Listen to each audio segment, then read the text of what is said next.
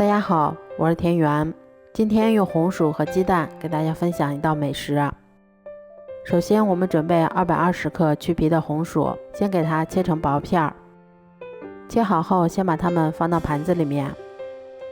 然后冷水上锅，开锅后用大火再继续蒸20分钟左右。红薯蒸好后，我们把它放到干净的大碗里面，先加入40克的白糖，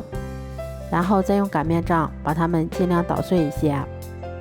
接着我们再往里面打入3颗鸡蛋，鸡蛋的重量大约是180克，然后用筷子先把它们充分搅拌均匀。搅匀后，我们先往里面加入180克的糯米粉，然后用筷子把它们再次充分搅拌均匀。接着我们再少量多次的加入大约90克的普通面粉，然后用筷子先把它们搅拌成这种面絮状，再下手把它们揉成像这样偏软一些的光滑面团。接着我们再用手先把它搓成长条，然后再用刀把它们切成大小均匀的小剂子。我们取一个小剂子，先用手把它揉成像这样的圆球，然后再用手把它轻轻地整理成像这种小方块的形状就可以啦。接着我们把它放到清水里面，先给它沾上一层清水，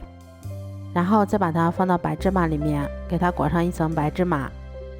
最后我们再用手把白芝麻给它轻轻地按压牢固，像这样我们的生胚就做好啦。都做好后，我们在锅中多烧一些食用油，油温烧至5成热的时候，再把我们做好的生胚依次下入锅中，全程用中小火慢炸，中间给它们勤翻动一下，确保受热均匀，一直炸至表面金黄并全部浮起后，就可以控油出锅啦。这样做出的红薯小方吃起来外酥里软又香甜，而且做法也非常的简单快速。如果喜欢的话就试试吧。喜欢我的视频就关注我吧，谢谢您的支持。